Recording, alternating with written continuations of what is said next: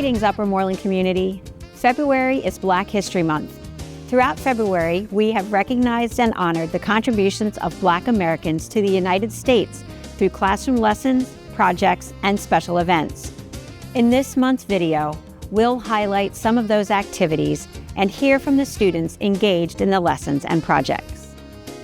High school students in Ms. Del Giorno's English class discussed the poem Common Dust by Georgia Douglas Johnson, an American poet and a member of the Harlem Renaissance.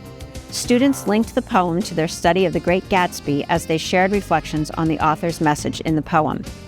Students in Mr. Shuren's physics class researched and discussed the life of Edward Boucher.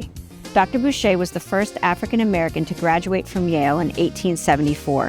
He continued his education and also earned a PhD from Yale in physics in 1876, making him the first African American to attain a doctorate from an American university.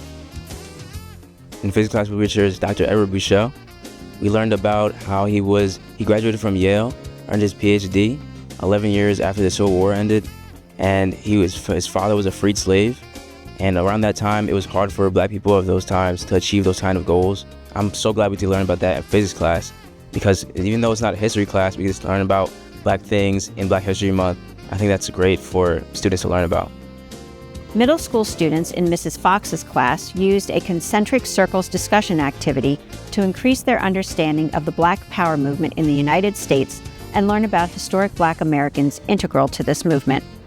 We learned about Malcolm X, and he was like Martin Luther King in a way, but he was a bit more extreme. Like, he was willing to use violence to fight for his cause. Like him and Dr. Martin Luther King, they had the same viewpoint and same cause, but they had different views of how to accomplish it. Malcolm X was willing to use violence, Dr. King wasn't. I learned about Angela Davis, and the FBI thought that she was like dangerous and that she should be put in jail for stuff that like people wouldn't be put in jail for. And then she was a strong woman and she stood up for what's right. Middle schoolers in Mr. Rickards' class designed a virtual sculpture garden depicting several influential and important Black Americans who have contributed to our society. The students wrote an essay to justify their selections and created a virtual blueprint of the park where community members could visit to see the sculptures and learn about these influential citizens. After researching an influential Black American, the students in Mrs. Meekum's class used the information to develop a PowerPoint presentation for their classmates. For my project, I chose to research Walter Payton. He was a NFL player on the Chicago Bears. After he retired, he had a liver disease, and he became an advocate for organ donation in the city of Chicago. The middle school also hosted our second annual African American Read-In activity. Students, staff, families, and community members attended the event to celebrate the literary contributions of Black writers. The evening featured award-winning author and illustrator Javaka Steptoe and local authors Carmina Farmer and Jonathan Marshall.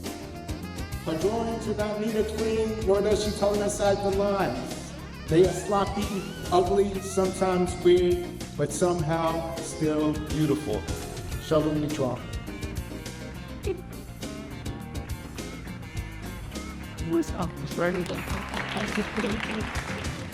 Students in the intermediate school also spent time researching to learn about important Black Americans.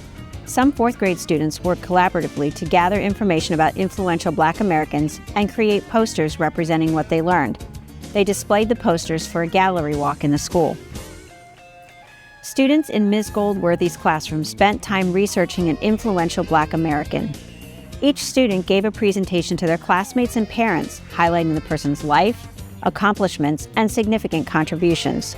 The students assumed the role of the person they researched, and many dressed as the important Black American. Tell us what's something that you learned about Michelle Obama that you thought was really interesting? That all of her family skipped second grade.